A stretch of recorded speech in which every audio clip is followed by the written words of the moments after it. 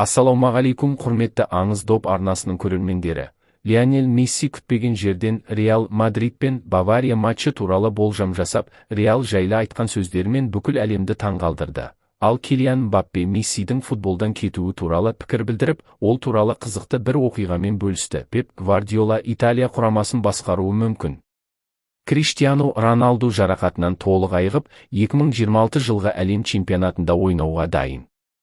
Ал Арне Слот Англия кубогының финалында Манчестер Ситиге қарсы матч туралы пікірін айтты. Ламин Ямаль Мбаппеден асып түсуі мүмкін және басқа да қызықты футбол жаңалықтары дәл қазір. Видеоны лайкпен қолдап бастайық. Португалия құрамасының және Сауд Арабиясының Аль-Наср клубының 41 жастағы шабуылшысы Криштиану Роналду сан бұлшықетінің артқы бөлігіндегі жарақатынан толық айығып шықты. Бұл туралы инсайдер Фабрицио Романо мен Марка басылымы хабарлады. Естеріңізге сала кетейік. Португалиялық футболшы 28 ақпанда Аль-Фейхаға қарсы матчта 3-1 жарақат алып, ойынның соңында алаңды тастап кеткен болатын. Қалпына келу үшін Роналду Мадридке барып, жеке физиотерапевтпен жұмыс істеді. Жарақатына байланысты ол Аль-Насрдың бірнеше матчтарын, сондай-ақ Португалия құрамасының Мексика және ақш-пен жолдастық ойындарын өткізіп алды. Қазір Роналду тек клубына көмектесуге ғана емес, 2026 жылы ақш, Канада және Мексикада өтетін әлем чемпионатына қатысуға да дайын. Португалия құрамасы тобына түсіп, ондадыр Конго, Өзбекстан және Колумбия құрамаларымен ойнайды. Осы маусымда Роналду Сауд Про лигасында 22 матчта 21 гол соқты. Жалпы мансабында 965 гол соғып, 1000 голдық тарихи межеге жақындап келеді. Ливерпуль бас бапкері Арне Слот Манчестер Ситиге қарсы Англия кубогының ширек финалы туралы пікір білдірді. Ойын 4 сәуірде өтеді. Біз Галатасарайға қарсы ойындағыдай деңгейде ойнай аламыз деп үміттенемін. Сол деңгейді көрсетуіміз керек. Өйткені Сити бізге олардың қаншалықты мықты екенін тағы бір рет дәлелдеді. Оларда керемет ойыншылар мен тамаша бапкер бар. Бұл асыға күтетін өте қызықты матч, деді Слот Ливерпульдің ресми сайтына.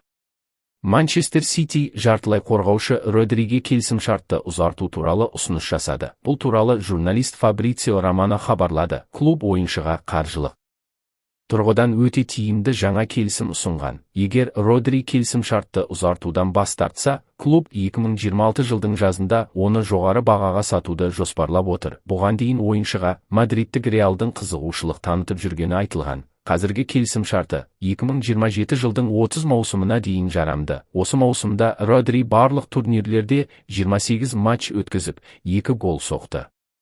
Италия құрамасы қазіргі бас бапкер Дженнаро Гаттузоны алмастыратын басты үміткерді анықтады. Бұл туралы газетте Della Sport басылымы хабарлады. Италия футбол федерациясы Манчестер Ситидің бапкері Пеп Гвардиоланы қарастырып отыр. Испан маманы маусым соңында клубтық футболдан кетіп, ұлттық құрамада жұмыс істеуді жоспарлауда. Гвардиола бұған дейін де Ситиден кетуі мүмкін екенін айтқан болатын. Испания құрамасында тұрақты бапкер бар болғандықтан, Италия құрамасын басқару шынайы нұсқа. Тараптар арасында келіссөздер жүргізілгені айтылуда. Бірақ ресми ақпарат әлі жоқ. Қалай ойлайсыздар? Гвардиола Италияны қайтадан футбол шыңына шығара ала ма?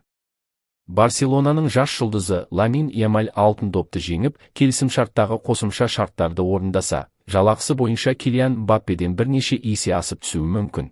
Бұл туралы YouTube басылымы хабарлайды. Басылым мәліметіне сәйкес, қазіргі таңда Барселона клубының вингері айына 1,33 миллион еуро табады және Ла Лиганың ең жоғары жалақы алатын үздік 5 ойыншысының қатарына кірмейді. Испания чемпионатындағы ең жоғары жалақы алатын футболшылар Мадридтік Реалдың ойыншылары Килиан Мбаппе мен Винисиус. Олар айына 2,67 миллион еуро табады. Бірақ Ламин Ямаль алтын допты жеңіп алса, сондай-ақ матчтар саны, соғылған голдар және трофейлер бойынша қойылған мақсаттарға жетсе, оның жалақысы 10 миллион еуроға дейін өсуі мүмкін. Осылайша, испаниялық футболшы француз бен бразилиялық ойыншыны табыс жағынан шамамен 4 есе артта қалдырады. Осы маусымда Ямаль Барселона сапында барлық турнирлерде 40 матч өткізіп, 21 гол соқты және 14 нәтижелі пас берді. Мадридтік Реал және Франция құрамасының шабуылшысы Килиан Мбаппе өзінің қорғаныстағы ойыны туралы пікір білдірді. Мен қорғаныста басқаларға қарағанда сәл аз жұмыс істейтін ойыншылардың бірімін, кейде бұл проблемаға айналуы мүмкін. Иә, мен оны сирек жасаймын. Бірақ оны істеген кезде командаға шынымен көмектесетінін байқаймын. Мадридте мен қорғанысқа қатыссам, қалғандары да солай істейді. Мен үшін сын айтылады, бірақ ол мені алаңдатпайды, өйткені ол конструктивті сын, деді Мбаппе ютубтегі Бридже арнасына берген сұхбатында. Осы маусымда француз ойыншысы барлық турнирлерде 35 матч өткізіп, 38 гол соғып, 6 нәтижелі пас берген. Сондай-ақ Мбаппе Еуропа чемпионаты 2021 финалындағы Швейцарияға қарсы ойында соққан пенальтиден кейін Франция құрамасынан кетуді ойлаған кезі туралы да айтты. Мені маймыл деп атай бастады. Мен өзіме ойладым. Мен үшін ұлттық құрама ең маңызды нәрсе, бірақ сені ең төменге түсіретін адамдарға мән бересің. Егер сен гол соқпасаң, бәрі өзгереді. Бар жауапкершілікті бір нәрсеге салмау керек, өйткені ол сені бірден жойып жібереді. Бұл маған қатты әсер етті. Демалысқа кетіп, алғашқы күндері өзімді өлі адамдай сезіндім, қайта оралғым келмеді. Мен өз-өзіме, мен гол соқпасаң, сені қорлайтын адамдар үшін ойнай алмаймын дедім. Сондықтан мен осы деңгейге жеттім, деді Мбаппе РМК спортқа берген сұхбатында. Сонымен қатар Мбаппе Лионель Месси туралы да пікір білдіріп, сондай-ақ пісір сапында Месси және Неймармен бірге ойнаған кездегі қызықты бір оқиғамен бөлісті. Лионель Месси ол шынымен керемет ойыншы, техникалық жағынан ол Неймарға ұқсамайды, өйткені Месси бәрін ең жоғары деңгейде орындайды. Міне, бір оқиға, біз қақпаға соққы жасауды жаттықтырып жаттық, Неймар екеуміз бар күшімізді салып, 6-7 гол соқтық. Ал Месси келіп, 9 соққының бәрін бірдей тәсілмен голға айналдырды.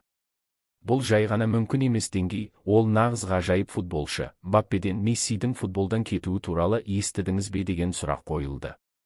Ол былай деді: «Иә, бірдеңе естідім. Бұл әлем футбол үшін үлкен трагедия. Ол мүмкіндігінше ұзақ ойнағанын қалаймын. Ол нағыз аңыз», деді Мбаппе ютубтағы Бридже арнасына берген сұхбатында. Интер Майами шабуылшысы Лионель Месси осы маусымдағы Чемпиондар лигасының жеңімпазына болжам жасап, Реал Мадрид пен Бавария арасындағы матч туралы пікір білдірді. Майами спорт мәліметі бойынша Чемпиондар лигасының фавориттері сөзсіз Барселона, Арсенал, ПСЖ және Реал Мадрид. Менің ойымша, осы командалардың бірі жеңеді. Бірақ мен ең қатты Барселона осы турнирді жеңгенін қалаймын. Оларда бәрі бар, тек шешуші кезеңге дұрыс дайындалу керек. Неге Баварияны айтпадым? Себебі олар Реал Мадридпен ойнайды. Көпшілік Бавария өтеді деп ойлауы мүмкін, бірақ мен олай ойламаймын. Сондықтан оларды фавориттер қатарына қоспадым. Футбол шахмат сияқты. Кейде алдын ала ойлау керек.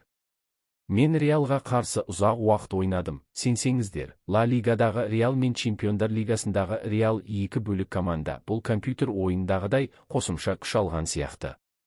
Сол сияқты Реал Чемпиондар лигасында ерекше ойнайды. Менің ойымша, Реал Баварияны жеңеді.